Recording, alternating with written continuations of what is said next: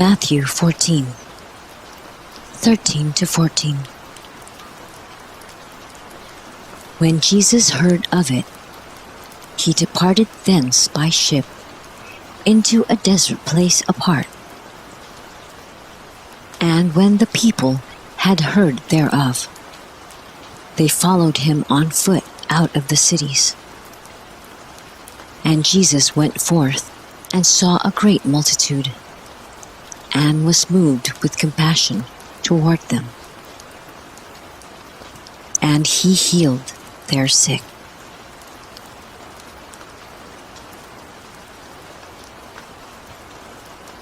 First Peter 2:23-25.